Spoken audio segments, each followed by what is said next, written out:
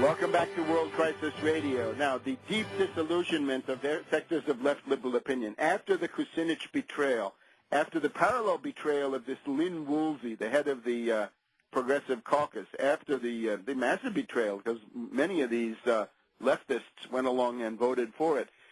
Jane Hampshire responds. She reminds us that in July of 2009, she got 65 members of Congress to pledge to vote against any bill that had no public option. Again, that's already a great, weak position to take. Donna Edwards here in Prince George's County near Washington, D.C. Congresswoman Donna Edwards comes on and suggested that the Netroots, that online supporters raise $430,000 to thank these wonderful progressive Democrats. So Kucinich and Donna Edwards take their cut of the $430,000 as a thank you for this wonderful pledge. And now, of course, they've broken their promise. They've repudiated the pledge. Kucinich says he will pay back that money. The others apparently not. Donna Edwards apparently not. She was just on the Kojo Namadi show here in Washington, D.C. this Friday afternoon. So complete hypocrisy, complete betrayal by the so-called left wing of the Democratic Party. What it points to is that the Republican Party is a useless carcass. The Democratic Party is also a useless carcass. They are equally reprehensible, equally deplorable. We need a third party, third way, third organization, proto-party, programmatic group, something of this sort. And now here's what Ham writes. She says, the claims made by the administration about the virtues of the health care bill are outright fabrications, as Marcy Ler has documented in her online post entitled Health Care and the Road to Neo-Feudalism. This bill does not control either insurance premiums or health care costs. Again, forget the health care costs. That's not our concern in the immediate. But forcing 31 million people to buy a product they don't want and can't afford to use does not constitute health care reform. Once again, the poor get used as human shields so corporations can be the beneficiaries of a massive government bailout. And again, it's Wall Street that runs these insurance companies, so corporations is also rather diffuse, but at least the general direction is clear.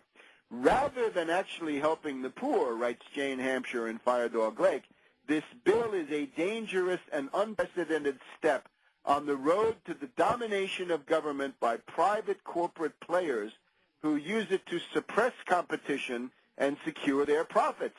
The textbook definition of fascism. Yes, it's absolutely correct. The state-sponsored, government-sponsored compulsory cartel to drive down payments to the health care providers and to prop up the derivatives and so forth while reducing service to the public is such an exercise in suppressing competition and securing profits. So good.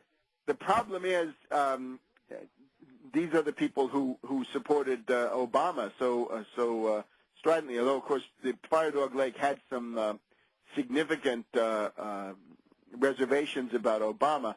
So now she says that she is reconsidering her entire approach to politics. Right. So there's a good quote in here. Right. She's forced now to re-examine. The thing I have learned above all else in this campaign, writes Jane Hampshire, is that the corporate control of government is much more extensive than I ever imagined, and the tools we have to fight its influence are ineffective. So she has to reevaluate what she's been doing. Of course, it's Wall Street domination, corporate in general, much too diffuse, Wall Street specifically. But I would hope that various areas of left liberal opinion would now realize that, and I think this column here indicates that she's gone rather far in this direction, that Obama is this sinister figure that some of us have been saying for quite a while, about 2 years or more, since January 7th, 2008. It's getting on to 2.25 years at this point. So that's where we stand with that. On the Republican side, you can see the Republican strategy. they started with an array of themes, right? Last August, there were moments in this debate where Republicans, including McCain, forced votes in the Senate on the $500 billion of Medicare cuts.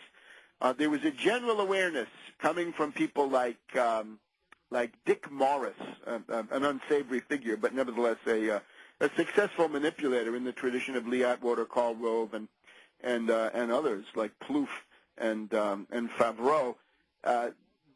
Dick Morris pointed out that the way to defeat the Obama bill was to turn the senior citizens against it, the over 65s, to convince them, to show them that the $500 billion in Medicare cuts was a threat to their lives and their future well-being.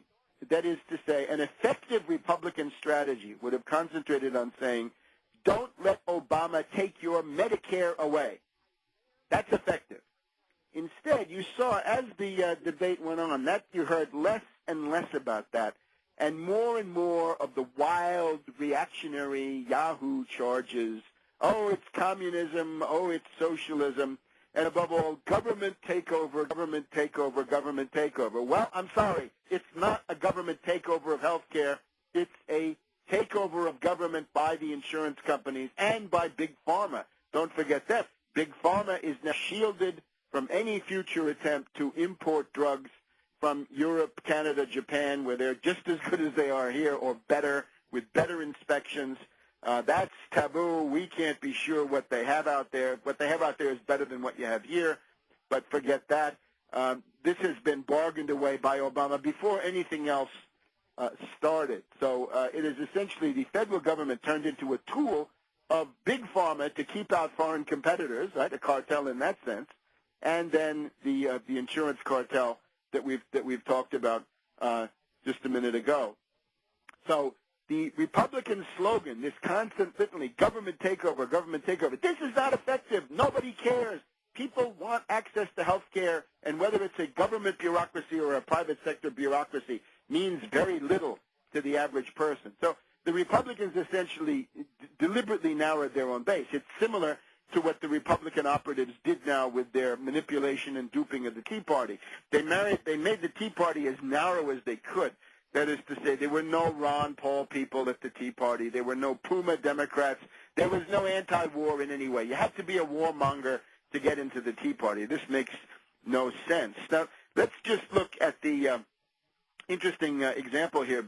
Washington last Saturday, the Saturday before the big vote on the Sunday, we had two demonstrations going on. We had the teabaggers at the Capitol, and then we had the peaceniks at the White House. Now, let's look at the teabaggers first. I had the opportunity to visit both of these.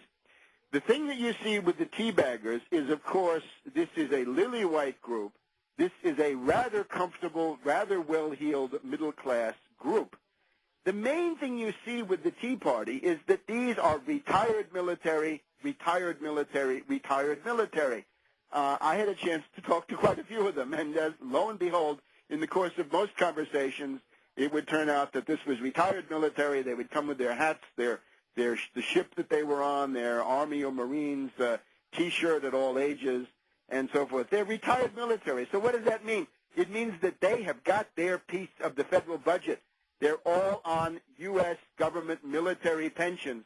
They're all available to get TRICARE or Veterans Administration medical care. There's an element of hypocrisy in this, and I'm sorry, which is I've got my piece of the federal budget. I've got my pension. I've got my health care for life, and you can be damned.